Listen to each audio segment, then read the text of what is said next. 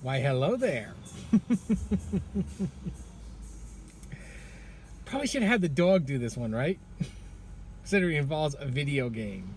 Mortal Kombat actually shows up in this film as well, so I have no nostalgia for the Robin Williams project, but I saw the reboot a couple years ago. I went in to basically shut my mind off because not really having a good day. So I figured why not. And I was kind of pleasantly surprised. It was actually a funny movie. I went into this film thinking like, oh no, another comedy sequel. We all know comedy sequels can be just bad. Hangover 3. Great example. Want to see all the humor from Hangover 3? Just watch the trailer. You're done. I mean, this film did slip into quite a few basically coming up with new tropes to the films. I got hit key points because it was funny in the previous film. Luckily, in this film, it wasn't too bad. I love the fact, the main character, the only reason why they went back in the game is because the main character decided to go back and figured like, oh, I'm going to be Dwayne "The Rock" Johnson again. By the way, the only reason why if you're an Isekai character, and the only reason why you're ever going to go back is because you'll be Eins Ilgon. And therefore, you just go up to anybody and say, Blade Magic, True Death. Done.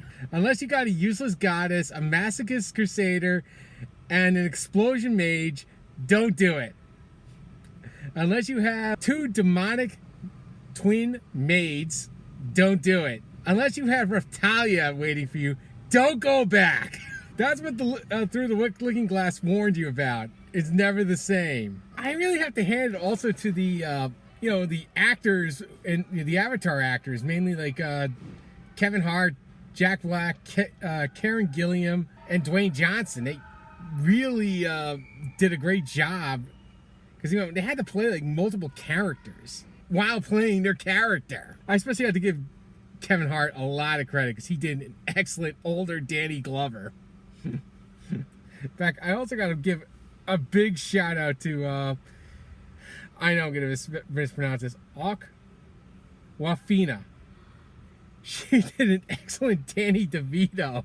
These people worked overtime. We do have a couple of new characters in this one. Well, the Avatar characters, including a horse, who by the way is a Pegasus. I'm not going to mention much about it. But yeah, they did do some new things at least. Cause, I mean, they could have literally just wrote the same film. No one would care. I also love the fact they included the Hound in this. And by the way, why does the Hound always have to die the same way? I know, I just gave away a huge spoiler. Yeah, I mean, it's definitely not as good as the first one. I'll say that, but it was still very entertaining. Almost 2 hours of film. They changed some things up. There's one thing I really didn't like was the fact that they obviously once again had the characters, the avatars playing different people.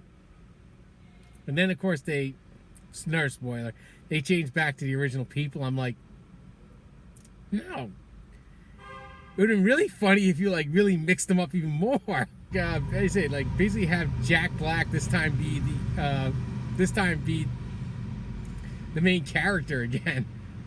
Yeah, I'm saying. It is weird also to see another film with Danny Glover and Jack Black. I actually thought Be Kind Rewind is kind of an underrated film. I actually really enjoyed it, particularly because at the time I didn't live very far from Passaic. Once again, this is basically a shut your brain off. It basically is a complete sequel to Welcome to the Jungle. And to tell you the truth, it kind of just, for me, it was just a time filler, that original film. And ended up being excellent, a pleasant surprise. This one didn't really surprise me as much. I'm gonna have to get out of here in a couple minutes. Also, I have to say, the car I'm in was actually, there's some ostriches in the movie. They don't look anything like ostriches. They kind of look like some hornbill type things. I know because the car I'm in was actually pecked at by actual ostriches from Lion Country Safari. The CG, it's all right.